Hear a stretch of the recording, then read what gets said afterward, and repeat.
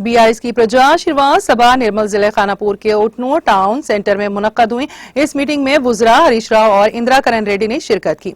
इस मौके पर खिताब करते हुए दोनों कायदीन ने उम्मीदवार जॉनसन को एक मौका फराहम करने की अपील की।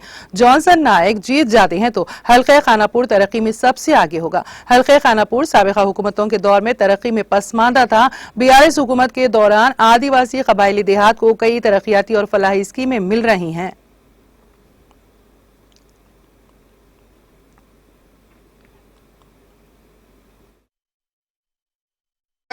గతంలో ఉన్న ఎమ్మెల్యేల లాగా ఎక్కడనో ఈ చిల్లర కొట్టుడు ఉన్నది, లంచాలు తీసుకునుడు ఉన్నది, అందుబాటులో ఉండి పనిచేస్తాడు. గతంలో ఉన్న వాళ్ళు ఏం కావాలన్నా పైసలు కావాలి, ఏం కావాలన్నా నాకేమిస్తామని వాళ్ళు మోపైంది. కానీ ముఖ్య జాన్సన్ తన జేబులో నుంచే ₹1 మీకు ఖర్చు పెట్టాడు తప్ప ₹1 తీసుకోడు. నిజాయితీ పరుడు, విద్యావంతుడు, బాగా చదువుకున్నవాడు కనుక మీకు సేవ చేయాలనేటువంటి ఒక మంచి పట్టుదలతో ఇవాళ మీ ముందుకు వచ్చినాడు. యువకుడు, ఒక అవకాశం ఇవ్వండి.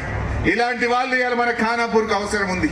ఖానాపూర్కు ఒక విద్యావంతుడు, ఒక యువకుడు, ఒక ఉత్సాహవంతుడు ఎమ్మెల్యే అయితే ఖానాపూర్ దశ దిశ మారుతుందని చెప్పి కూడా నేను మనవి చేస్తా ఉన్నా.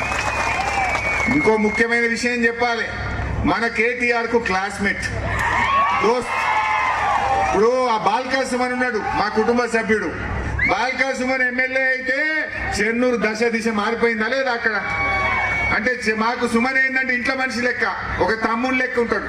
అట్లనే జాన్సన్ బుక్యా కూడా మాకు తమ్ముడు లాంటోడు, మా కుటుంబ సభ్యుడు, కేటీఆర్ కు మంచి దోస్తు.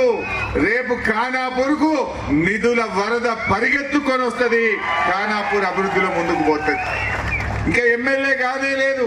మొన్న నా దగ్గరికి ఎలక్షన్ కోడ్ రాకముందు వచ్చిండు, పోటీ చేస్తా అనే ఆలోచనలో ఉన్నప్పుడు వచ్చిండు.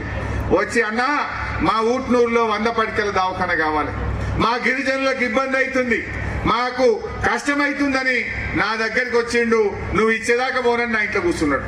అరే నేను ఇస్తా పోరా బిడ్డ అంటే నువ్వు ఇచ్చినాకనే పోతా అంటాడు. నా దగ్గర కూర్చోబెట్టి 24 గంటల్లో ఊట్నూరుకు 100 పడకల ఆసుపత్రి శాంక్షన్ చేసి పంపినాం. అంటే మా చెయ్యి బట్టి పని చేయించగలిగిన సత్తా ఉన్నది. మా ఇంట్లో ఒక కుటుంబ సభ్యుడు లాంటి కనుక ఇంకా బాగా ఖానాపూర్ కు సేవ చేయగలుగుతాడు, మంచి నిధులు తేగలుగుతాడు. మా ఎంపీపీలైనా, జెడ్పీటీసీలైనా, సర్పంచ్లైనా, ఎంపీటీసీలు, కార్యకర్తలు, మా కౌన్సిలర్లు, నేను అందరినీ కోరుతున్నా, ఒక్క 32 రోజులు మీరు కష్టపడండి.